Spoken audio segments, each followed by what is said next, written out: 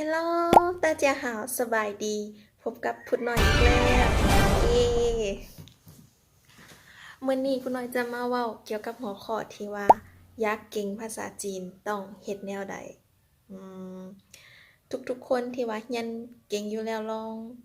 ให้ความคิดความเห็นเบิ่งว่าถ้าเราอยากจะเรียนภาษาต่างประเทศได้หนึ่งแล้วเราอยากจะเรียนเก่งอยากจะเรียนได้ไวเราจะเฮ็ดแนวใดสำหรับพุดน้อย ที่ว่าผ่านการเรียนภาษามาก็หลายปีเติบแต่ว่าเรียนหลักๆก็คือ2ปีหลังจากนั้นก็เรียนอยู่ในสายผู้น้อยได้คัดเลือกเอาวิธีการเรียนสำหรับตัวของผู้น้อยเองที่ว่าใช้แล้วได้ผล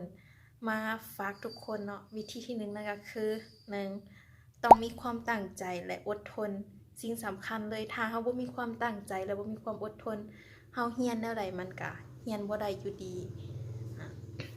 ตัวที่2ต้องเรียนคำศัพท์ภาษาจีนอย่างน้อยมื้อละ15-30 นาทีหรือว่าถ้าใครมีเวลาหลายๆจะเรียนเป็นชั่วโมงก็ดีคือกันแต่ว่าเรียนในนาทีนี้บ่ให้เรียนเพื่อกดดันตัวเองแต่ว่าเรียนด้วยความผ่อนคลายและการซอกหาวิธีที่ว่าเฮาเรียนด้วยวิธีใดจะเหมาะสมกับเฮาและเฮาจะเข้าใจได้ไวขึ้นตัวต่อไปเลยข้อที่3คือหลังจากที่เฮาเรียนคำศัพท์นั้นแล้วก่อนอื่นหมดบ่แม่นว่าเฮาจะจือเอาแต่ความหมายว่าคำศัพท์นี้หมายความว่าแนวใดเป็นแนวนั้นแนวนี้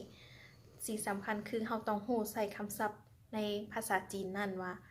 ตัวอย่างว่านี่ฮาวคำว่านี่ฮาวแปลว่าสบายดีเฮาต้องรู้อีกว่านี่ฮาวมันต้อง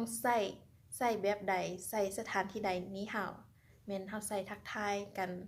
กับคนที่รู้จักหรือบ่รู้จักก็ได้เช่นกันเนาะตัวนี้ก็คือตัวอย่างหนึ่งและข้อที่4ข้อสุดท้ายนั่นก็คือฟังเพลงจีนหลายๆและเบิ่งหนังจีนหลายๆตัวนี้จะเฮ็ดให้เฮาเรียนรู้การที่เฮาไปฟังไปเบิ่งหนังจีนหลายๆกันยกตัวอย่างการเบิ่งกันเนาะการเบิ่งเวลาที่เฮาเบิ่งหนังจีนเฮาจะได้ฟังไปพร้อมแต่ว่าถ้าหนังจีนตัวใดที่ว่ามีหนังสือเรียนอยู่ทางกล้องเฮาสามารถเบิ่งตัวหนังสือจีนและฟังไปพร้อมกันการฟังเพลงเฮาฟังไปเฮาได้อารมณ์ม่วนซื่นและสำคัญเฮาสามารถเบิ่งเนื้อเพลงได้ตัวนี้จะเฮ็ดให้เฮาซึมซับภาษาจีนและเรียนภาษาจีนได้ไวขึ้น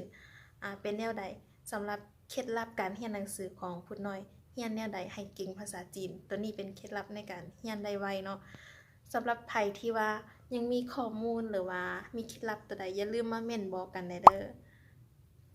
คลิปวิดีโอในมื้อนี้ก็จบเพียงส่ำนี้